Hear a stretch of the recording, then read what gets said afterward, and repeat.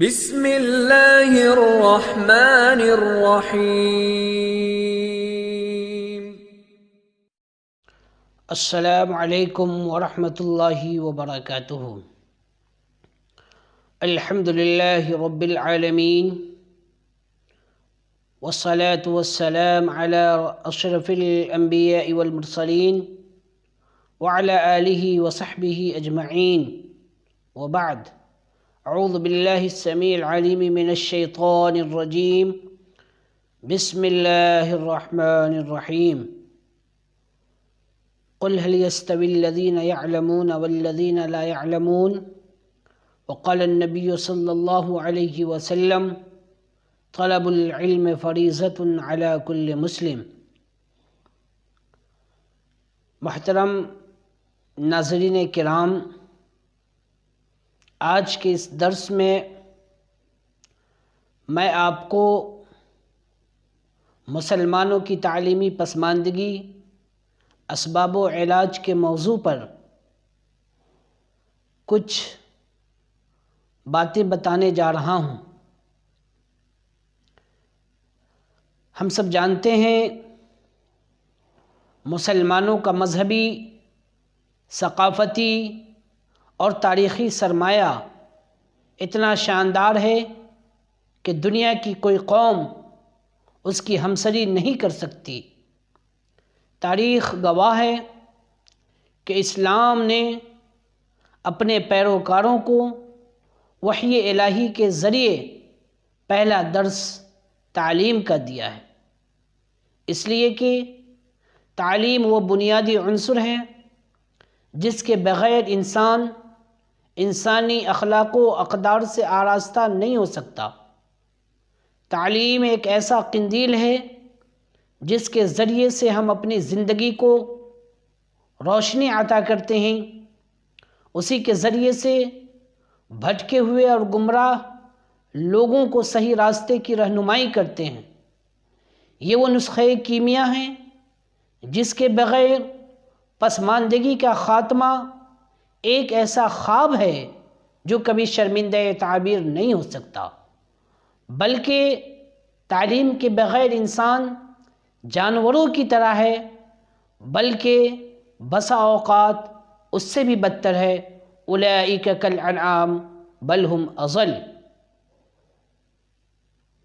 اس تعلیم کے ذریعے سے انسان خود کی اصلاح کے ساتھ ساتھ سماج و معاشرہ کی اصلاح کرتا ہے، اس کے اندر نت نئی جو برائیاں جنم لیتی رہتی ہے ان کا خاتمہ کر کے سماج و معاشرہ کو پرامن اور پربہار بنانے کی کوشش کرتا ہے۔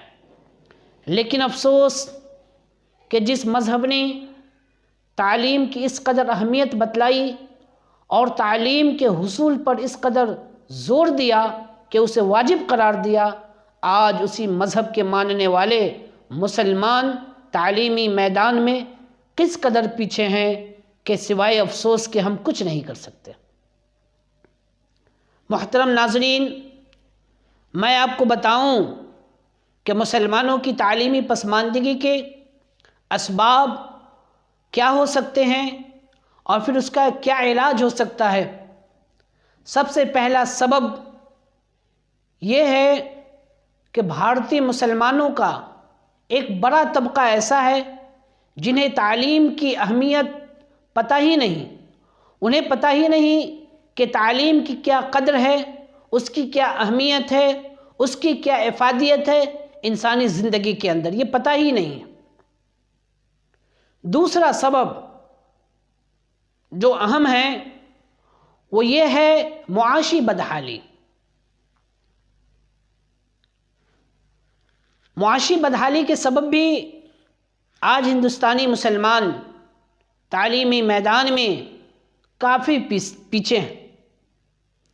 لیکن یہاں ایک چیز غور کرنے کی ہے کہ کیا تعلیمی پسماندگی معاشی بدحالی کی وجہ سے ہے یا معاشی بدحالی ہماری تعلیمی پسماندگی کی وجہ سے؟ یہ ایک سوال۔ تیسرا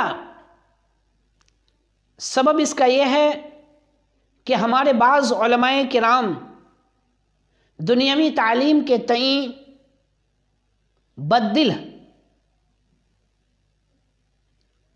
بہت سارے علماء کرام دینی اور دنیاوی تعلیم کے درمیان تفریق کر کے بہت سارے طلباء کو دنیاوی تعلیم سے روک دیتے ہیں، جو کہ صحیح نہیں ہے، چونکہ جب تک ہم دنیاوی تعلیم حاصل نہیں کر سکتے تعلیمی پسماندگی ہماری دور نہیں ہو سکتی۔ ایک سچا واقعہ میں یہاں پر آپ کو بتانا چاہوں گا۔ ایک ادارے میں ایک طالب علم دوران درس اپنے استاد سے بشری تقاضے کی تکمیل کے لیے چھٹی مانگتا ہے۔ استاد پوچھتے ہیں کیا کام ہے؟ طالب بولتا ہے کہ مجھے لیٹرین جانا۔ استاد اٹھتے ہیں اور 2-4 ڈنڈا کس دیتے ہیں۔ طالب علم مارنے کی وجہ پوچھتے ہیں تو استاد بولتے ہیں کہ تم انگریز کی اولاد بنتے ہو، انگریزی بولتے ہو، لیٹرین کا استعمال کرتے ہو، تمہیں باتھ روم استعمال کرتے ہو، بیت الخلاء بولنے نہیں آتا۔ یہ ہے ایک عالم کی شناخت جو اپنے طلبہ پر کتنی سختی کرتے ہیں اور انہیں تعلیم سے روکنے کی کوشش کرتے ہیں۔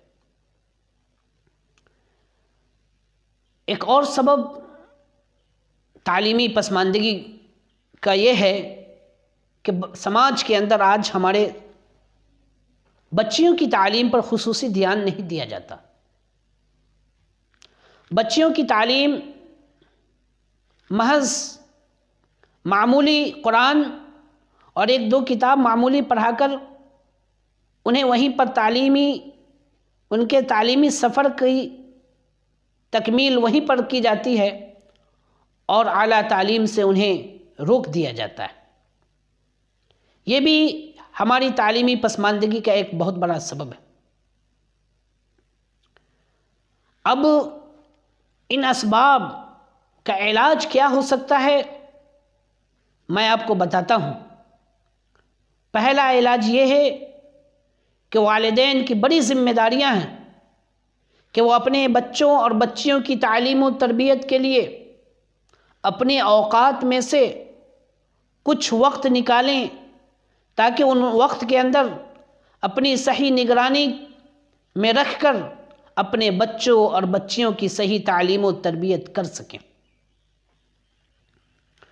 دوسرا سبب جو معاشی بدحالی بتایا گیا، اس کا علاج یہ ہے، ٹھیک ہے معاشی بدحالی کی وجہ سے ہم بچوں کو تعلیم نہیں دے پا رہے، لیکن اسی معاشی بدحالی کے اندر رہ کر ہمیں تعلیم کے تئیں سنجیدگی سے سوچنا ہوگا اور اپنے بچوں کو تعلیمی میدان میں آگے بڑھانا ہوگا۔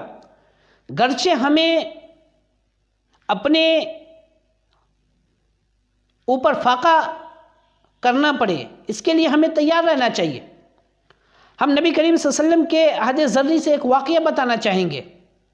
ہمیں معلوم ہے اللہ کے رسول صلی اللہ علیہ وسلم جب مکہ سے مدینہ ہجرت کر آئے اور آپ کے ساتھ بہت سارے صحابہ کرام بھی تھے، آپ جب مدینہ پہنچے تو آپ کے پاس کھانے پینے اور رہنے سہنے کا کوئی خاص انتظام نہیں تھا۔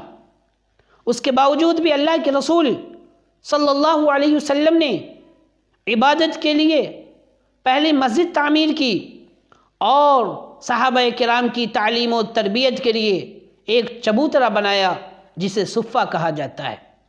اسی طریقے سے جب بدر کے اندر اللہ کے رسول صلی اللہ علیہ وسلم کو 70 قیدی ہاتھ آئے تو آپ صلی اللہ علیہ وسلم نے بطور فدیہ ان قیدیوں سے کہا کہ تم میں کا ایک آدمی ہمارے 10 افراد کو تعلیم سے روشناس کرائیں۔ اگر اللہ کے رسول چاہتے تو فدیے کے طور پر بہت زیادہ مال و دولت لے کر اچھے کھانے پینے کا انتظام کرتے، معقول گھر کا انتظام کرتے، لیکن اس کے باوجود اللہ کے رسول نے فاقہ کشی اختیار کی، صحابہ نے فاقہ کشی کو ترجیح دی اور اللہ کے رسول صلی اللہ علیہ وسلم نے صحابہ کرام کی تعلیم و تربیت کے لیے کوئی دقیقہ فروغ گزاشت نہ کیا۔ اس کا تیسرا علاج یہ ہے کہ ملی اور رفاہی تنظیموں کی ذمہ داریاں ہیں کہ یہ ساری تنظیمیں مل کر اپنی تنظیم کا ایک خاص بجٹ مسلمان بچوں اور بچیوں کی تعلیم پر خرچ کریں اور انہیں تعلیمی میدان میں آگے لائیں، انہیں معیاری تعلیم سے آراستہ کریں اور ان کی پڑھائی لکھائی کا بہترین بندوبست کریں۔ الحمدللہ آج ہندوستان میں جمعیت علماء ہند نے کچھ وظائف کا انتظام کیا ہے جو کہ معیاری تعلیم حاصل کرنے والے طلبہ و طالبات کو دیا جاتا ہے۔ اسی طریقے سے سید ولی رحمانی حفظہ اللہ نے بھی رحمانی ٹھٹی قائم کیا تاکہ مسلم طلبہ و طالبات وہاں پڑھ سکیں۔ اسی طریقے سے مزید اور بھی جو تنظیمیں ہیں انہیں اس میدان میں آگے بڑھنا ہوگا اور اپنی بجٹ کا خاص حصہ بچوں اور بچیوں کی تعلیم پر خرچ کرنے کی فکر کرنی ہوگی۔ چوتھا علاج اس کا یہ ہے کہ سرمایہ دار افراد جن کو اللہ تعالیٰ نے مال و زر سے نوازا ہے ان کی ذمہ داری ہے کہ وہ اپنے سماج کے غریب بچوں کو تعلیم سے جوڑیں اور ان کی تعلیمی سفر کی ذمہ داری اپنے اوپر لیں اور ابتدا سے معیاری تعلیم تک ان کا ساتھ دیں اور انہیں اعلیٰ تعلیم سے مزین و مرصع کریں۔ اسی طریقے سے پانچواں علاج اس کا یہ ہو سکتا ہے کہ تعلیمی بیداری پروگرامز وغیرہ کیے جائیں اور وہاں ان طلباء کو خصوصی طور پر بلایا جائے جو تعلیمی سفر کو جاری رکھنا چاہتے ہیں، جو تعلیم کے اندر دلچسپی لیتے ہیں، انہیں وہاں بلایا جائے، ان کی تشجیع کی جائے، ان کی ہمت افزائی کی جائے اور انہیں اعلیٰ سے اعلیٰ تعلیم حاصل کرنے پر ابھارا جائے۔ اگر ہم لوگوں نے ان چیزوں کو اپنا لیا اور اپنے بچوں کے تئیں فکر مند ہو گئے سنجیدگی کے ساتھ تو یقین جانیے تعلیمی پسماندگی جو مسلمانوں کی ہے بھارت کے اندر انشاءاللہ اس کے اندر کمی آئے گی۔ ہمارے بچے اعلیٰ تعلیم حاصل کریں گے اور افسران بن کر قوم و ملت کی خدمات انجام دینے کے لیے تیار ہوں گے۔ اس لیے میں قوم و ملت کے لوگوں سے اپیل کروں گا کہ یہ جو نئی نسل بربادی کے دہانے پہ جا رہی ہے ان کی صحیح تعلیم و تربیت کا بندوبست کیا جائے اور انہیں ایک ایسا رخ دیا جائے جس رخ کو اختیار کر کر وہ اپنی زندگی سنوار سکے اور مسلمان جو تعلیمی میدان میں پیچھے ہیں اس خلا کو پورا کیا جا سکے۔ اللہ تعالی ہم لوگوں کو تعلیمی میدان میں آگے بڑھنے کی توفیق عطا فرمائیں، آمین۔